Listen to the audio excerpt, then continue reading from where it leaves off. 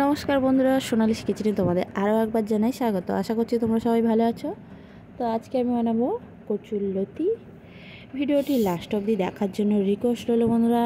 ভিডিওটি ভালো লাগলে অবশ্যই লাইক কমেন্ট শেয়ার করুন বন্ধুরা। তো চলো শুরু করা যাক। তো এখানে আমি বসিয়ে দিয়েছি প্রথমে কড়াই। আগে থাকতে আমি কচুরলতিটা ধুয়ে নিয়েছি। কড়াইয়ের মধ্যে দিলাম পরিমাণ মতো জল, হলুদ গুঁড়ো আর লবণ দিয়ে জলটা হালকা ফুটে উঠলে আমি এর মধ্যে দিয়ে দিলাম কচুরলতি। ভালো মতো ভাপিয়ে নিয়েছি, নিয়ে জাস্ট জলটা ঝরিয়ে নেব, দেখতেই পাচ্ছ। তারপর ঝুড়িতে আমি ঢেলে নিলাম যাতে জলটা ভালো মতো ঝরে যায়।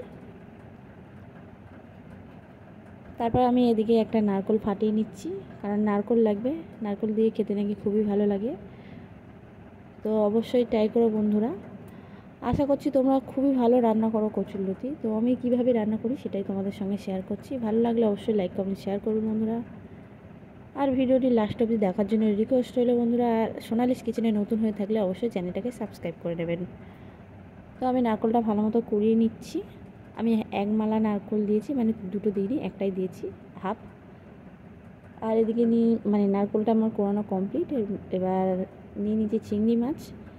চিংড়ি মাছের মধ্যে দিয়ে দিচ্ছি লবণ, হলুদ গুঁড়ো, লঙ্কার গুঁড়ো দিয়ে ভালো মতো মাখিয়ে নিয়েছি। আর এদিকে বসিয়ে দিচ্ছি কড়াইটাও গরম হয়ে গেছে। এর মধ্যে দিলাম সর্ষের তেল বেশ খানিকটা। দেওয়ার পর এর মধ্যে দিয়ে দিচ্ছি চিংড়ি মাছগুলো ভালো মতো লাল লাল করে ভাজা করে তুলে নেব।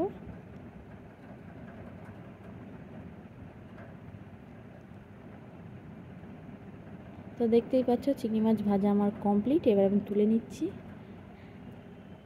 ওই তেলের মধ্যে দিয়ে দিচ্ছি শুকনো লঙ্কা, গোটা গরম মশলা, তেজপাতা আর একটা বড় পেঁয়াজ দিয়ে দিলাম। দিয়ে পেঁয়াজটা ভালো মতো একটু ভাজা করে নেব। তো দেখতে পাচ্ছ ভাজা করা একদম কমপ্লিট। এর মধ্যে দিয়ে দেবো আদা রসুন বাটা, এক চামচ আদা বাটা, এক চামচ রসুন বাটা দিলাম। আর দিয়ে দিলাম হলুদ গুঁড়ো, লঙ্কার গুঁড়ো দিয়ে ভালো মতো কষিয়ে নেব মশলাটাকে।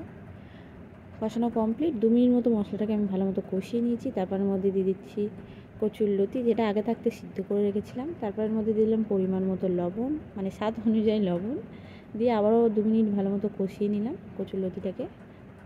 তারপরের মধ্যে দিয়ে দিচ্ছি চিংড়ি মাছ, সেটা কাঁচা লঙ্কা দিয়ে দিলাম দুটো, দিয়ে ভালো মতো আবারও কষিয়ে নেব 1 মিনিট। তারপরের মধ্যে দিয়ে দিচ্ছি স্বাদ মতো লবণ, চিনি, স্বাদ মতো চিনি দিয়ে আবার ভালো মতো মিক্স করে নেওয়ার পর এবার উপর থেকে দিয়ে দেবো যেই নারকেলটা আমি কুড়িয়ে রেখেছিলাম সেটা। দেওয়ার পর ভালো মতো আবারও মিক্স করে নিলেই রেডি আমাদের কচুরলতি। তো ভিডিওটি কেমন লাগলো অবশ্যই কমেন্ট করে জানাবেন বন্ধুরা। আর ভিডিওটি ভালো লাগলে অবশ্যই লাইক কমেন্ট শেয়ার করবেন বন্ধুরা। আর খেতে খুবই টেস্টি হয়েছিল, অবশ্যই বাড়িতে একবার ট্রাই করো বন্ধুরা। দেখা হবে নেক্সট ভিডিওতে। টাটা।